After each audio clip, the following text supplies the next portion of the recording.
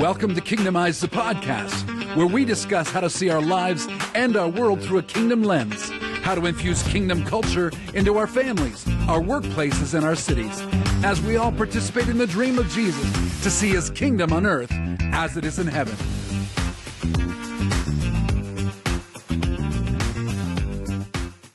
Welcome back to Kingdomize, the podcast. I am here, as always, with my good friend Ian Green. And I say this every time, but Ian has wonderful, wonderful friends all over the world. And today we're joined by the Evans family. They are from Bristol, UK. It's going to be fantastic talking about their story, their life. Richard and Lois are here. Their children are running around the house trying to be quiet. That's what I was told. That's okay.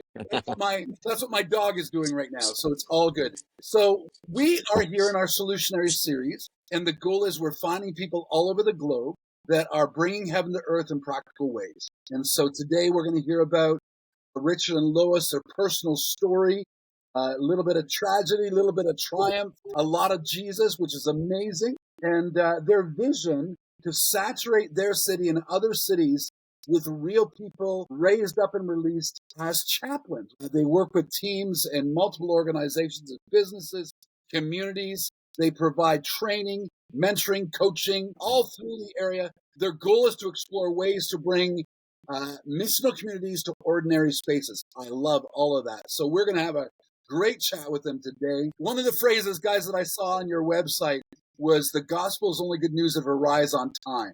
What a great quote. The gospel is only good news if it arrives on time. So we're going to have a great chat with us today. Ian, I'm going to volley to you. You've got some history with them, so let's hear a bit of the personal story before we jump into theirs. Awesome. It's fantastic to have friends here with us today, Richard and Lois. So we probably go back at least 30 years. I think we were both in the same local church together in the UK, saw them get married, watched their journey.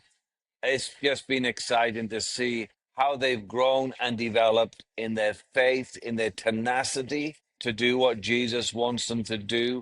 And I'm just so excited today that we can excavate some of their story, because I think as some of you listen today, you are going to get unstuck.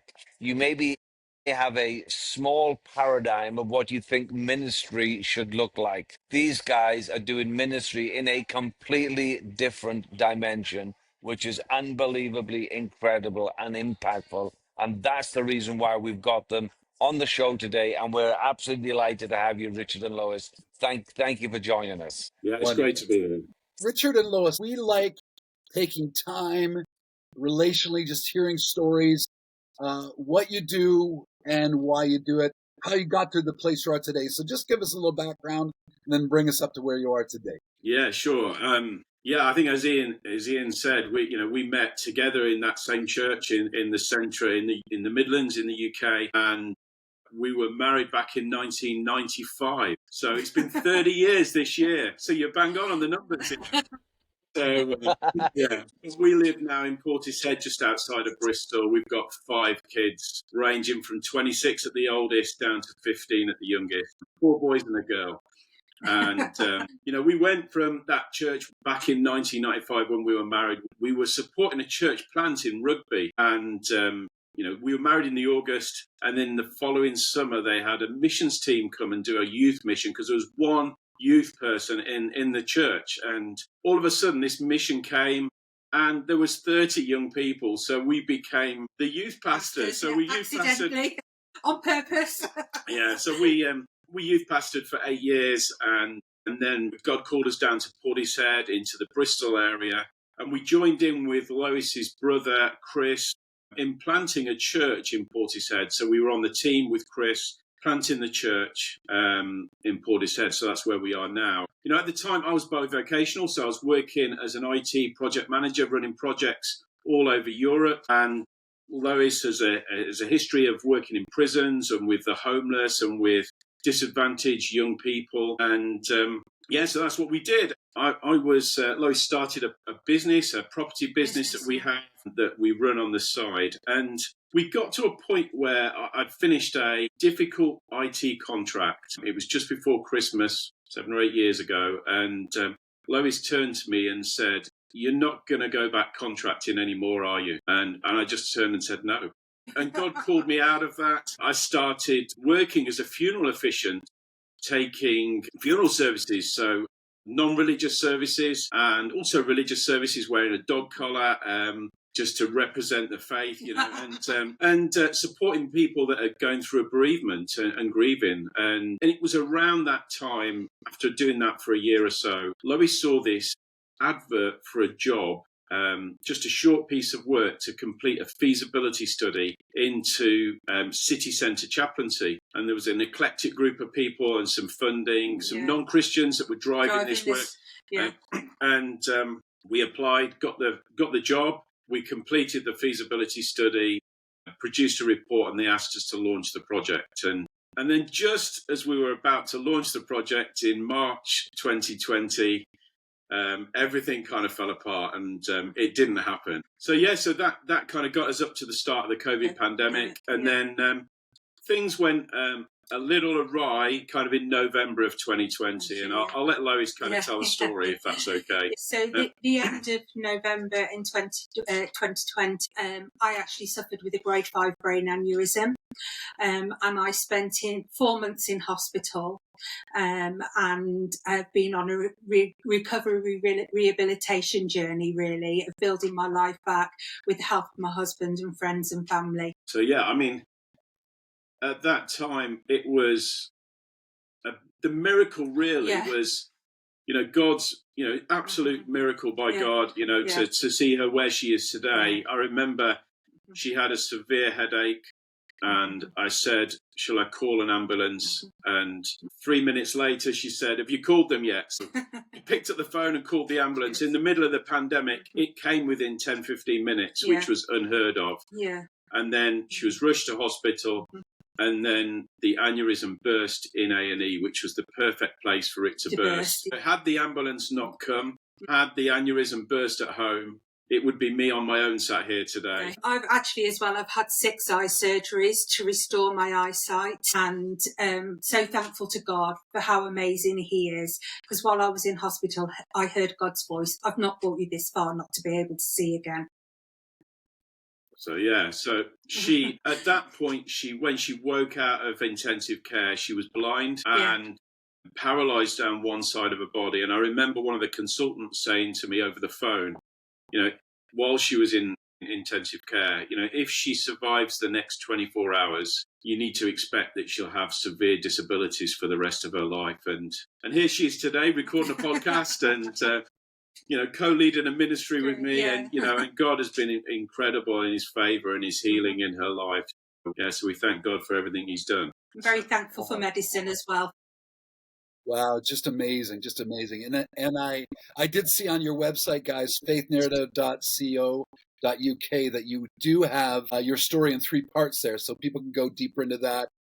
Yeah, I'm sure there's many, many sub-stories, but that piece right there is quite amazing. Just remarkable. And so we're glad you're here, Lois. That's amazing. Just so thankful to my God that I'm able to worship and serve Him.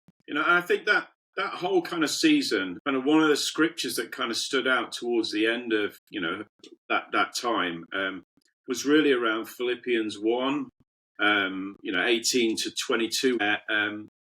Paul is in prison, and he's kind of contemplating his future, and he's kind of saying, for him, it's better for him to die and to go on to spend eternity with God, but to everyone else, it's better that he remains. And because of the encouragement he was being, to the church at that time. And, he goes on to say, but if he stays, it has to mean fruitful labour. And that's what his life, a life of fruitful labour. And that's exactly where we kind of felt that God was calling us. Lois has this second chance. She's been healed. She's got a life to live, but we've got to honour God through the healing and really kind of live that life of fruitful labour and following where He leads us, really.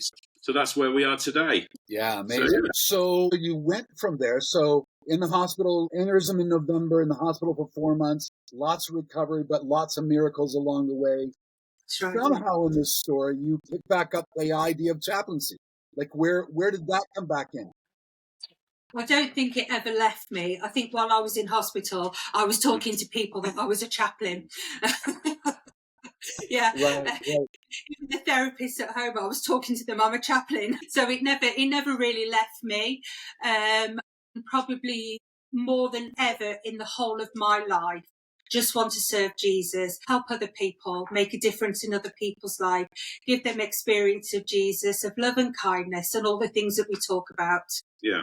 So I think it was 3 years ago now, coming up to 4 years, that we, that'd be right, that we launched. COVID had settled down, Lois had recovered, and then we launched Bristol Chaplaincy formally. So just over 3 years, and really have seen the project grow significantly. And do you want to talk about what chaplaincy is?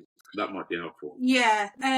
So one of the things that we do as part of the work that we do in the city, we host networking evenings for chaplains around the city. And early days, we asked a question about chaplaincy.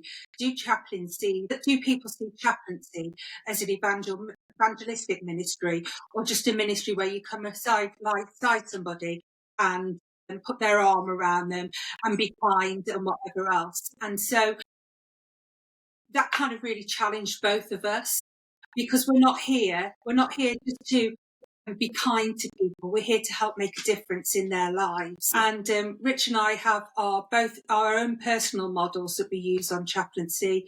Your story, my story. Can I share God's story? Yeah, so and it doesn't always work like that, but that's how we work on our model, how we deliver our chaplaincy, really.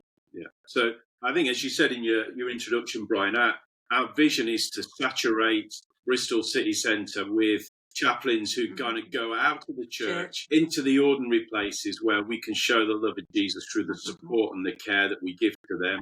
Everyday people are facing everyday challenges in their lives, whatever that may be. So we take the time to listen, and we spend time with people, and we help them navigate positive steps forward. And then through that model that Lois shared, kind of listening to their story, kind of connecting with our story, and then bringing God's story into those conversations, we share the gospel with people as we go. So that's what we do.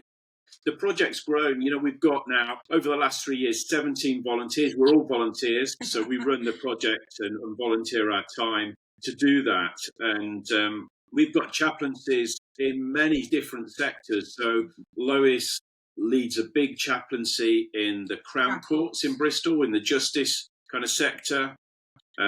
We've got a team in the University of Law working in education. I'm the chaplain to the Bristol Bears Rugby Club, so working in professional sport.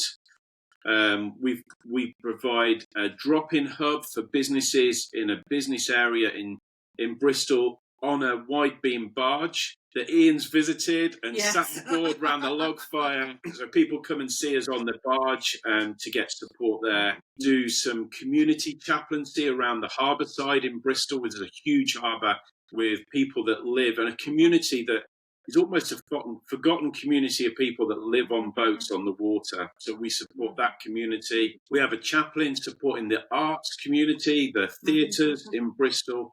And we partner with a church as well in a community, and their chaplain that they employ in the chaplaincy in that particular community. And then finally, this week, that we just launched a new chaplaincy charity called All Aboard Water Sports that provide water sports around the harbour for disabled adults and children, and let them have independence to go off sailing around the harbour on safe vessels. And we're going to be supporting that charity as well. So that's hot off the press. So, guys, I know that you guys have lots of different stories of the incredible impact that your chaplaincy is having. I mean, it'd be great to hear one or two stories from you in terms of the outcomes of actually what has happened as you have stepped out and gone into this whole new field of ministry and activity. Yeah, I think probably the most significant story I have is that Sam and I were in courts one day, because we go into courts in twos, just a bit of a safeguarding and a bit of a protection thing. And Sam and I were chatting to a guy. So just to help with perspective on that, Friday is sentencing day in the court system. And so he turned up with a big bag, expecting to be sent down. But Sam and I actually had the chance to sit and chat with him. We had the chance to pray with him. We gave him a Bible and we said there are chaplains of prison. But then at recess, which is when the court broke for lunchtime, he came out of court, shook our hands and said thank you. And some of the other things is just like, when people go into court, because it's a very stressful, it's an alien environment really for people. And so just some more examples is that I've a lady that was defending herself. I spent some time chatting with her. We both spoke to the barrister that was prosecuting, and I actually sat and accompanied her in court just to support her and be there for her. And again, just somebody that made a difference, but so thankful. Yeah. Yeah, and sometimes it can be Beautiful. Yeah, sometimes it can just be as simple as just playing with children that are sat in the court system waiting, and just sitting with people and listening to their story and allowing them to unload and take those moments of just bringing peace and calm into that. Yeah, and I think for me, one story that I really like is, around the harbour side in Bristol. We meet as a team with the courts team on a Friday morning. We were there today. And when they go into the courts, I head off and walk around the harbour and chat with people as I go and connect with some of the boaters and some of the charities in the coffee shops. Well, it's always good to connect with baristas, and get to know the baristas in the coffee shops. But I came across this chap, Johnny, who was a street poet, sat cross-legs on the floor with an old-fashioned typewriter, and we had a conversation for about 5 minutes about what I was doing, and he basically is a busking poet. Yeah. He sits there, writes people's poems, and they give him a donation. And so I talked about chaplaincy and what I was doing as the harbour chaplain. He wrote this poem, and on this typewriter, and gives me the bit of paper. I've framed it. It's on my desk because this guy captures brilliantly what chaplaincy is and what I do as the Harbourside chaplain. So I'd like to read it if that's okay. And so it's called An Ear on the River. And it says, this was literally, he did it off the cuff. In 5 minutes. It says, here an ear on the river, offering time to those blown by difficult currents, carrying a small flame to warm cause, inquiring, staying, hearing, going on foot between the boats, and hopes and broken open people, nursing dreams and persecutions, fixing leaks, and when permitted by the right ear, shedding tears. Here an ear on the river, bringing the water of listening. And it just blew me away in that moment. That guy just completely captured chaplaincy and the things that we do to spend time with people. Incredible. Yeah. So, I think one of the other things with chaplaincy in as well is that we're already joining in with what God's doing. We're just joining in with what God's doing in the ordinary places and bringing God's kingdom to the ordinary places. Yeah, it's really clear. Like, I love how you said earlier, both of you did, that it's your story, their story, and God's story, and it's just weaving that all together. It really said so well. That's amazing. So let's talk a little bit about how things have developed. So you started a certain way, established things in a certain way, and things are developing now, and now you've got different visions and stuff. So where do you see that going? How do you see that moving forward? Yeah, it's interesting. God takes us on the journey, doesn't he? That's right. You see, I have no idea thinking about things and having ideas. So Lois is definitely an idea person. Yeah, I'm a blue sky thinker. So at the very beginning of this, we were called to chaplaincy, and we thought, well, let's not just set up a chaplaincy. Let's try and saturate everywhere with chaplaincy, and do something a bit different and kind of really try and influence the city. So it's, going out into the ordinary places, out of the church, into the marketplace, and into, chaplaincy opens the doors into environments the church can't get to. So we were keen to really kind of do that. But then while we're there, we really now, God's kind of changing our thinking and moving us along the journey to see chaplaincy really is the catalyst to opening up the door to get us into these places. And then really, as we're there, seeing them completely as a new mission field. So for those ordinary places where we are chaplains and where our team are chaplains, they're our mission field. And, we're starting to connect and support workplace faith groups. So, groups of Christians within an organisation. How can we join in and support them in their kind of journey? We're looking at how can we launch missional communities into the ordinary places. So as people become curious about God and faith, how can we encourage them in the ordinary place rather than dragging them out to some alien environment on a Sunday morning with guitars and drums and organs or whatever expression of church they decide to go to, rather than changing them, their world and the way they kind of approach things. Why not bring church to them? And so we're kind of looking at how can we create missional communities in those ordinary places. So on your website, Richard, it talks about microchurches. So that's what you're talking about right now?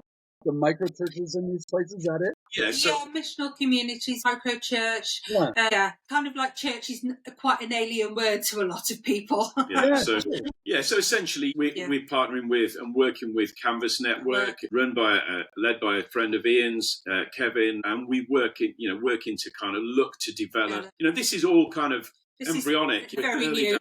How can we kind of build these missional communities so that actually within the courts environment, for example, we bring people together in the courts, and within the rugby club, the players that can't always make a Sunday morning evening but have a faith or are curious about faith, can we gather them together and come around the word or encourage them and see them encounter Jesus in that place? So it's early days, but that's where God's leading us.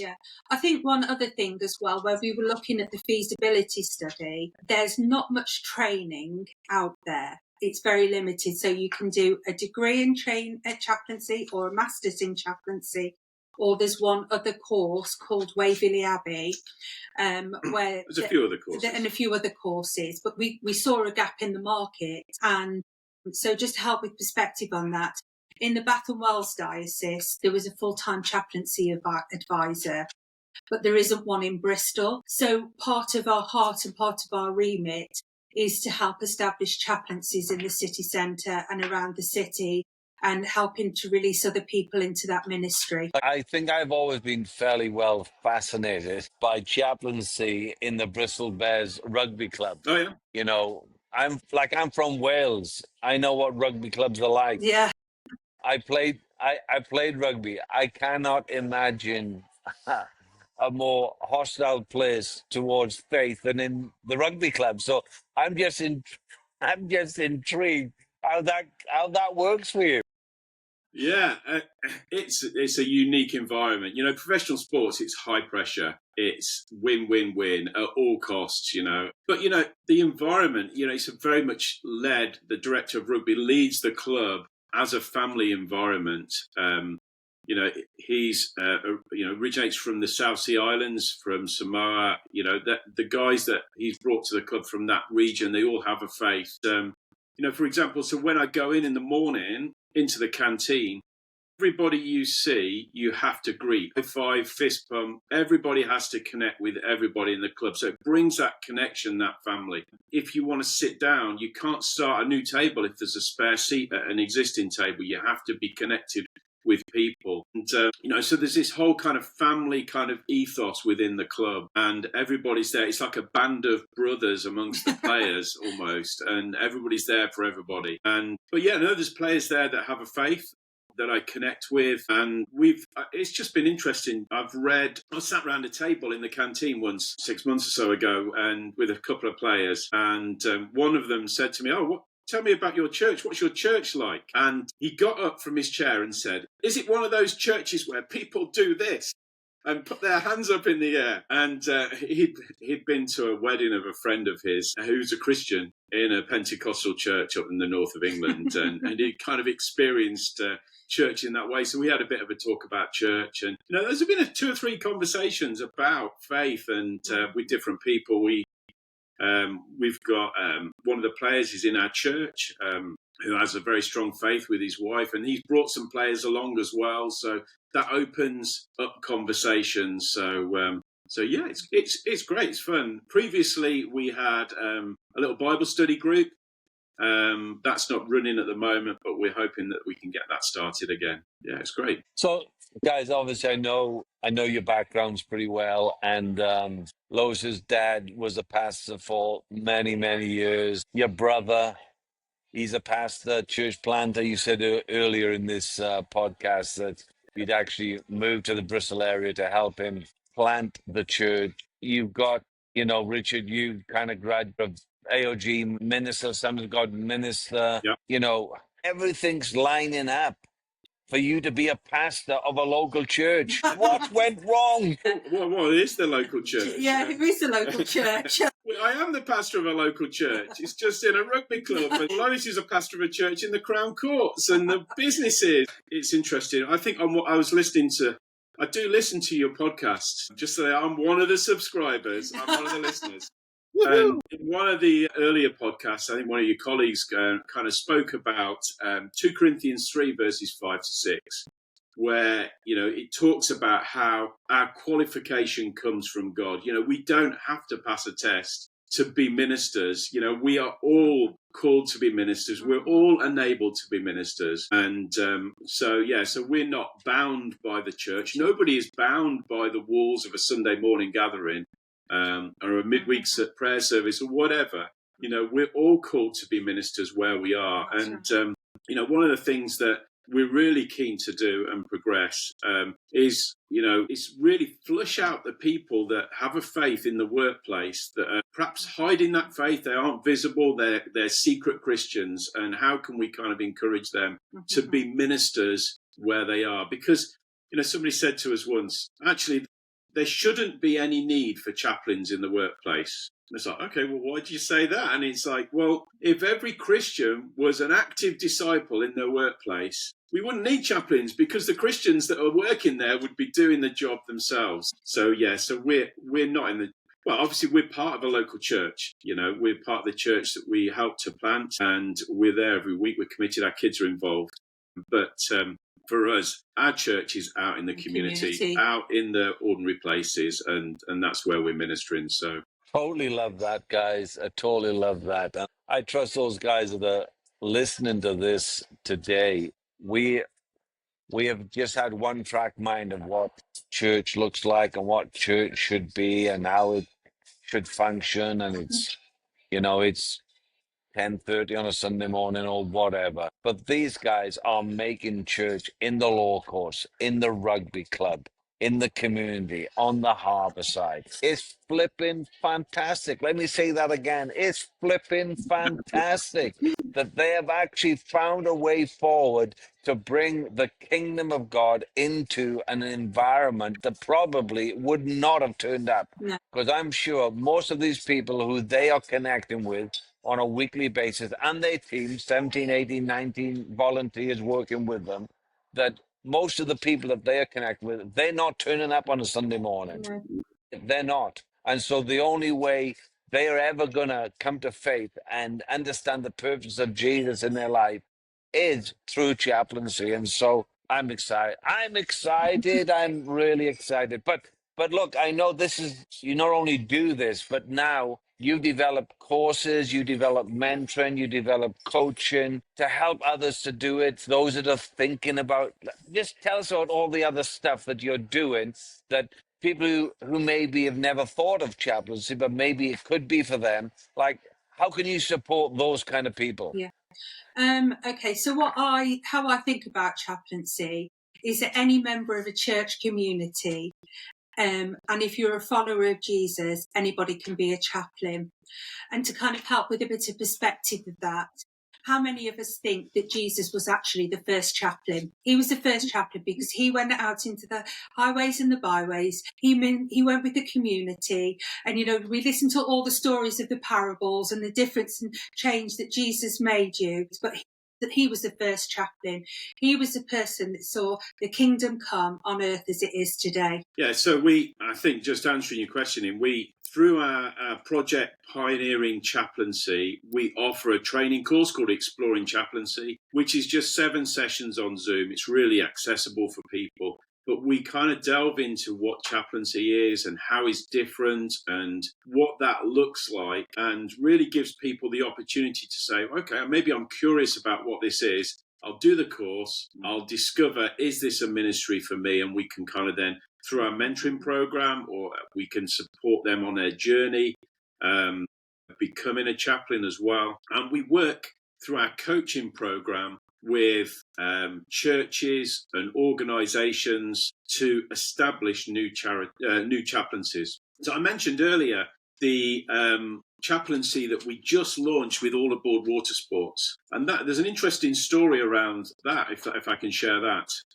So we, through the Harbourside chaplaincy, early days, I met an elderly guy who was a Bristol Bears fan, and I was wearing my coat. So we struck up a conversation and became friends, and I would meet him for coffee every Friday, every 2 or 3 weeks. Anyway, sadly, earlier this year, he passed away of cancer.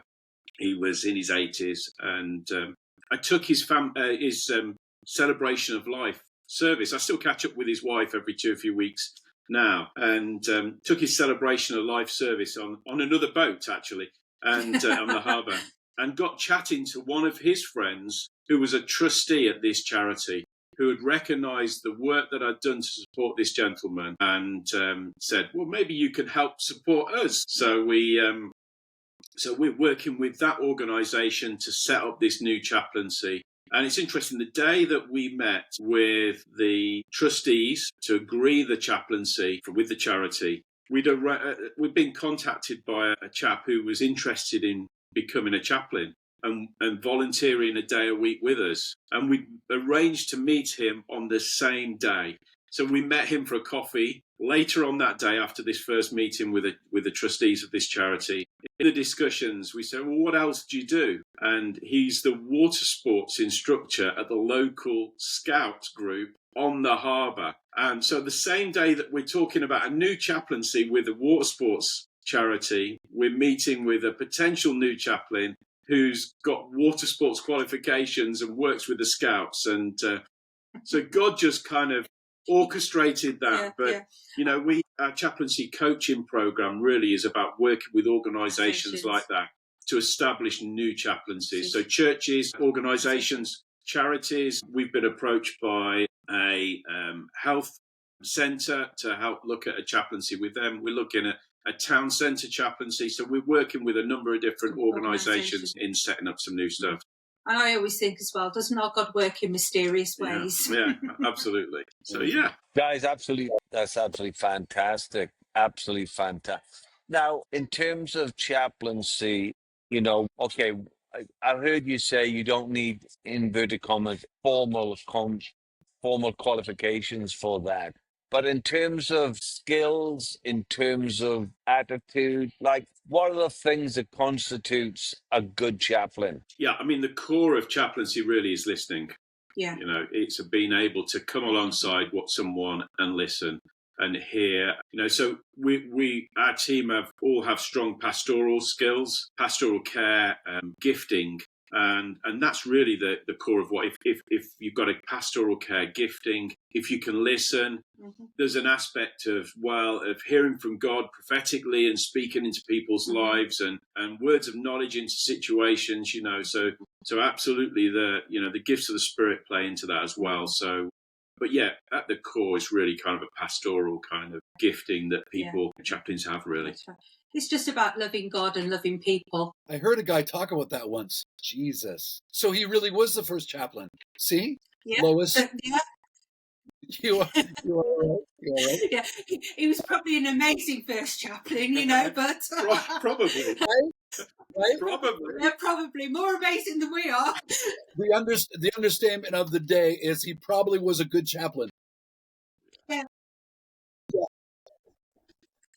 That's really good. Hey guys, talk a little bit about the future. So we would say that under the banner of being a solutionary, somebody that brings heaven's solutions to earth problems, that there has to be a little bit of optimism looking forward. So I know, Lois, you've already said you're the vision. You're always thinking new ideas and stuff. So what are the things you're dreaming up? What God's stirring in you? Why are you excited or optimistic about moving forward? I just think I get excited about being out and about in the highways and the byways, into the ordinary places, and just bringing God's presence into those places. And I think I've already mentioned as well, God's so amazing. And if we can join in with what God's doing in those ordinary places, and we've already referenced the secret Christians in the workplace. So when you're having a bad day at work, who's the best person you talk to? The person that sits next to you. And if you're a Christian, you have that opportunity to share God's story and to just be present with the people in the workplace. Yeah. So the future for us, really, more chaplaincies. More chaplaincies. We want to reach every sector. Yeah, that's right. There's a few sectors that we're not in yet, so we want to kind of get into there. We want to get into the media kind of space. Excuse me. So definitely opening more chaplaincies within Bristol and really achieving that goal of saturating the city. Yeah. But I was going to say, I think one of the other things as well is that I would love to be able to have a mobile unit where we can go out and about on some of the streets. You know how street pastors go out and about and they take care and look after people. So I'd love to have a mobile unit. Again, crazy ideas. I'd love to set up some social enterprises, and if in any way possible, again, just dreams and visions and heart, but just being able to help young offenders rehabilitate their lives, but rehabilitating their life through the lens of Jesus and working with Jesus and allowing Jesus to work in them and through them. So Larry said it there, really. More chaplaincies. We'd love to get a social enterprise, giving back, really encouraging people, young offenders. But really, thinking big, we want Bristol chaplaincy to be Birmingham chaplaincy and Leeds chaplaincy. And there's a great chaplaincy in Leeds, actually. Yeah, I do Birmingham. We want to take this across other cities in the town, in the UK. And maybe even God's going to take this globally. Who knows what plans he's got. But certainly we want to get to a point where we can kind of replicate what we're doing in Bristol in other cities. I find it quite interesting, actually, because we've run a couple of courses now for the pioneering chaplaincy. We've actually had people from the States come and join us, and just listening to the culture and how things are in the States, but actually the feedback that we've had from people that we've trained and helped in this to shape their thinking and shape their futures has been quite incredible, really. Yeah. I think the other thing for the future, really, we really want to see these missional communities kind of absolutely fly, and pop up all over the place, where in those ordinary places we can, it's just a part of it. It's a natural progression that we have a missional community in every place that we're working, really. So that's definitely where we're going. So, but there is only two of us. Well, two of us with a load of volunteers. Two of us and a load of volunteers. Yeah, love that. Listen, in some of your writing guides, you talk about Samuel Wells and his book, The Nazareth Manifesto. And all the time you're talking here, I'm thinking about that. And share a little bit of that, what specifically stood out for you and how that fits with what you're doing. Yeah, I mean, Lois mentioned our neighbouring Church of England diocese, the Bath and Wells diocese in the UK, and they ran an away day for chaplains, and we went along to this day, and the keynote speaker was Samuel Wells, this theologian from a church in Trafalgar Square in London.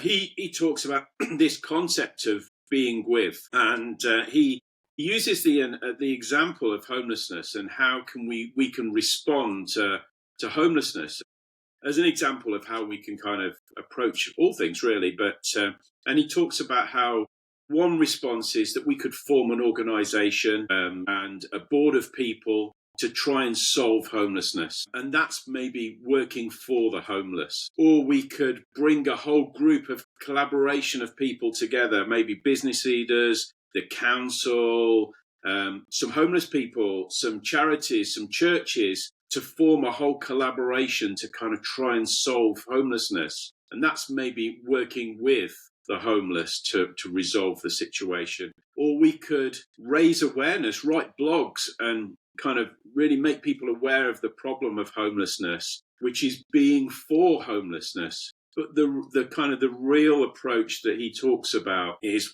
what about if we just went and bought a coffee with a homeless person and sat down on the floor and talked about the football or their day or who they've spoken to, and just sit and be with the person. And that really kind of talked to us very early on in our chaplaincy journey about, actually, that's exactly what God's calling us to do, is just spend time with people.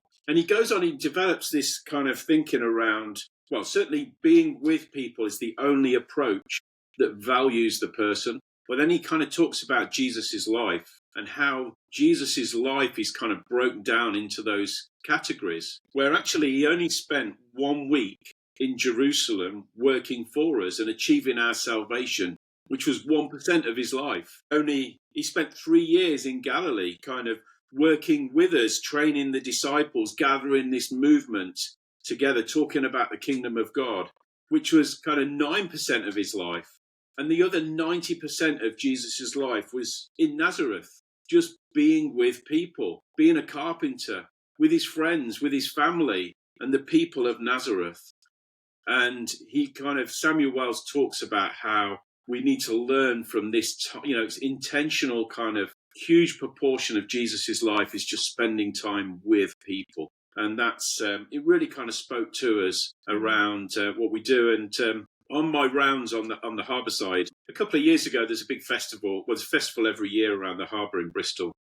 And we ran a photography competition on the barge that we use and partner with. And 2 separate people entered photographs of the same homeless guy. And from the photos, I recognised where he was sat, and same place, both photos.